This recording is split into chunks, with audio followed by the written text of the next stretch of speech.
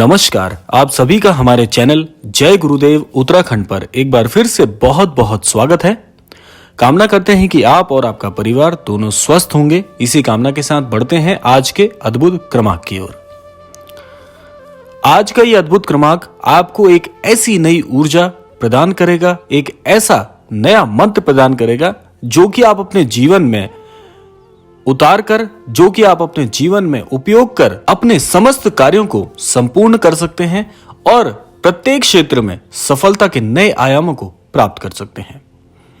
तो आइए बढ़ते हैं आज के क्रमांक की ओर। महाराज जी का एक ऐसा कथन, महाराज जी का एक ऐसा तथ्य आज आपको इस क्रमांक के माध्यम से बताएंगे जो कि गूढ़ता से समझने पर आपके जीवन में बड़ा ही उपयोगी होने वाला है एवं आपके लिए बड़ा ही कारगर होने वाला है। वह कार्य क्या है? वह कार्य है महाराज जी की एक शिक्षा आपने अवश्य ही सुनी होगी, जो कि जिसमें महाराज जी कहते हैं कि सभी की सेवा करनी चाहिए और ये महाराज जी के 3 प्रमुख शिक्षा स्तंभों में से सबसे महत्वपूर्ण है। अब महाराज जी सेवा करने के लिए जो प्रेरणा आपको देते हैं, उस सेवा करने से ही आप अपने जीवन में बहुत सारी चीजों को बड़ी आसानी से प्राप्त कर सकते हैं। जब भी आप किसी की सेवा करते हैं तो आपके अंतर मन में एक बात आती है कि इस अमुक व्यक्ति की मैंने सेवा की, इस अमुक व्यक्ति की मैंने सहायता की।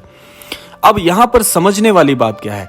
देखिए, ज्यादातर जो जन है सेवा के कार्य को अपने पुरुषार्थ के साथ जोड़कर देखते हैं, जो कि हमें नहीं करना है।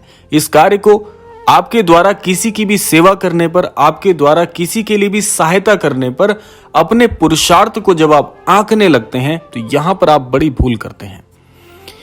आपने अवश्य सुना होगा कि सदैव सेवा को निस्वार्थ भाव से करना चाहिए। निस्वार्थ भाव का यहां पर आशय यही है। महाराज जी अपने इस कथन से, सेवा के भाव से आपको यही समझाना चाहते हैं कि सेवा को सदैव निस्वार्थ करिए।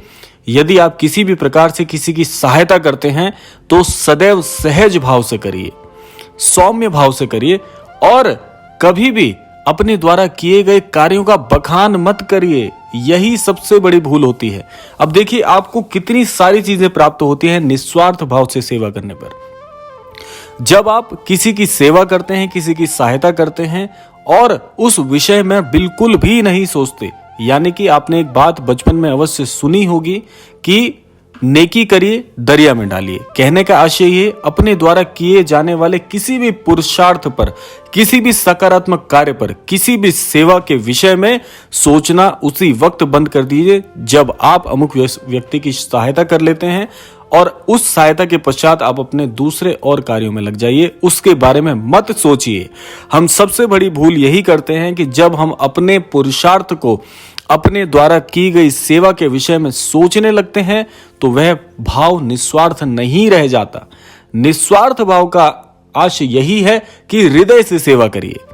किसी की सहायता करना चाहते हैं तो हृदय से करिए। उस सेवा के बदले में आपको स्वयं को प्रसन्नता होनी चाहिए। आपको अपने चरित्र पर यह बात आनी चाहिए कि मैंने आज एक अच्छा कार्य किया।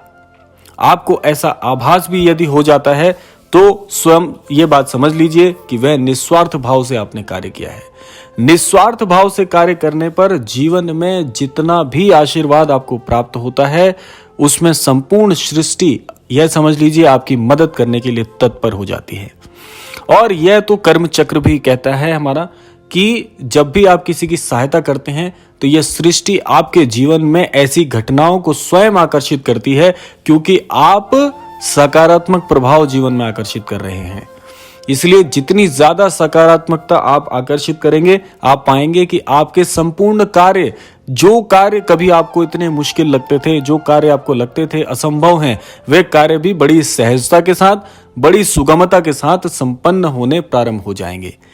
इसीलिए कहा जाता है कि जब भी आप किसी की सेवा करते हैं तो वह सेवा ईश्वर के जो भी आपके कर्म चक्र हैं, जो भी आपके पुण्य कर्म हैं, उसमें जुड़ जाता है। और जितने ज्यादा पुण्य कर्म आपके जीवन में जुड़ेंगे, आप पाएंगे कि सृष्टि चक्र में भी जो घटनाएं आपके जीवन में लिखी होंगी वह सभी की सभी बहुत सकारात्मक होंगी।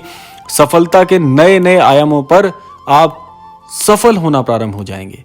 आपके जीवन में ऐसी घटनाएं होंगी जो आपके लिए सदैव प्रिय होंगी। ईश्वर आपके जीवन में ऐसे आयामों को जोड़ेंगे घटना स्वरूप में जो आपके जीवन के लिए सबसे महत्वपूर्ण होंगे।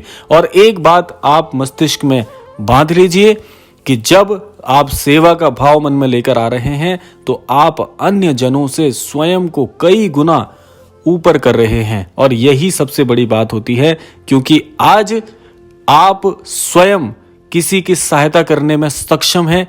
ऐसे बहुत कम लोग हैं आज के इस समय में, आज के इस युग में। किसी के पास किसी दूसरे के व्यक्ति के लिए सोचने का समय नहीं है। लेकिन यदि आप अपने मन में दूसरों के प्रति भाव लेकर आ रहे हैं तो आप सोच लीजिए कि आप स्वयं काफी लोगों से, बहुत से लोगों से जीवन में ऊपर उठ गए हैं। और वह जीवन ही क्या, एक जीवन का उसूल भी है जो कि प्रत्येक व्यक्ति के मन में होना चाहिए कि ऐसा जीवन ही क्या जो कभी किसी के काम ना आया। और स्वयं का जीवन जिए तो क्या जीवन जिए। सोचिए आप कि ये जो जीवन है क्षणभंगुर तो है। आप सभी जानते हैं कभी भी किसी भी पल कुछ भी हो सकता है। तो आज ऐसे दुखों को क्यों आकर्षित करें, क्यों परेशानियों को आकर्षित करें, क्यों इस मस्तिष्क में अनिश्चित बातों को घर करने दें। अपने जीवन को सार्थक करिए। जितना भी जीवन ईश्वर ने आपके लिए लिखा है, जितनी भी श्वासें ईश्वर ने आपके जीवन में लिखी हैं, प्रत्येक श्वास में ईश्वर का नाम पिरो दीजिए। महाराज जी को सुमिरन करिए, अपने इष्टों को याद करिए, ईश्वर को समय दीजिए। ईश्वर को समय देंगे तो ईश्वर आपके जीवन में महत्वपूर्ण समय आपके लिए जोड़ देंगे। और ईश्वर के लिए यदि आप 2 कदम आगे बढ़ाते हैं तो ईश्वर अनेकों कदम आपके पास बढ़ाते हैं। तो सोचिए कि ऐसे महाप्रभु, ऐसे गुरुजन जब आपको सद्बुद्धि सन्मति प्रदान कर रहे हैं तो आप पीछे क्यों हट रहे हैं। कभी भी पीछे मत हटिए। जीवन में एक मूल मंत्र बना लीजिए कि अपने जीवन को तो प्रत्येक व्यक्ति आज अपने जीवन को तो जी रहा है। प्रत्येक व्यक्ति अपने जीवन को कुछ और महत्वपूर्ण बनाने के प्रयासों में लगा है। लेकिन सोचिए कि क्या यही जीवन है। जब स्वयं का ही उद्धार किया तो क्या उद्धार किया। ऐसा व्यक्ति बनिए जो जीवन में, समाज में जहां भी खड़ा हो उसके चाहने वाले अनेकों हो और हर कोई उसके लिए आशीष उसे प्रदान कर रहा हो। अनेकों हस्त आपको आशीर्वाद देने के लिए बढ़ रहे हो। ऐसा सार्थक जीवन बनाइए। और ऐसा नहीं है कि ऐसे लोग नहीं हैं समाज में, कम संख्या हो सकती है, लेकिन ऐसे लोग भी हैं जो दूसरों के उद्धार के लिए कार्य कर रहे हैं। अनेकों विभूतियां हैं जो समाज में आपको मिल जाएंगे, जो अपने जीवन को दूसरों के जीवन के लिए न्यौछावर कर रहे हैं। ऐसा समाज में ऐसे व्यक्तियों का कद कभी भी आंका नहीं जा सकता। ऐसे व्यक्तियों के लिए, ऐसी महान विभूतियों के लिए शब्द नहीं होते। उनके लिए केवल ईश्वर का आशीष ही बहुत होता है। तो प्रयास करिए, जीवन को दिन प्रतिदिन अच्छा बनाइए और स्वयं के जीवन में इन उसूलों को, इन बातों को जोड़िए। आप देखेंगे महाराज जी के आशीष से, यदि आपको ऐसी सद्बुद्धि सन्मति महाराज जी की कृपा से आती है तो आप पाएंगे कि जीवन में कभी भी दुख के कोई भी एक क्षण, एक पल भी आपके जीवन को छू नहीं पाएगा। प्रत्येक क्षण को, प्रत्येक श्वास जब आप जीवन की भरेंगे तो हर समय आपको आशीर्वाद पूर्ण लगेगा। आपका जीवन धन्य हो गया है, आपको ऐसा लगेगा। और यह केवल बातों में नहीं, आपके अंतर मन से आपको अनुभव होगा। इस बात का मैं पूर्णतः दावा करता हूं और आप सभी के लिए प्रार्थना करता हूं कि आप सभी को महाराज जी ऐसी सद्बुद्धि दें, सन्मति दें और दूसरों के प्रति जीवन में सेवारत रहें। इसी आशीर्वाद, इसी कामना के साथ विदा लेने का समय आ गया है। आशा करते हैं आज के इस क्रमांक से अवश्य ही आपको कुछ महत्वपूर्ण सीखने को मिला होगा। तो जीवन के प्रत्येक सफल आयामों का आप आनंद लें, इसी कामना के साथ विदा लेते हैं। मिलते हैं अगले क्रमांक में। तब तक के लिए जय श्री राम, जय गुरुदेव, जय उत्तराखंड।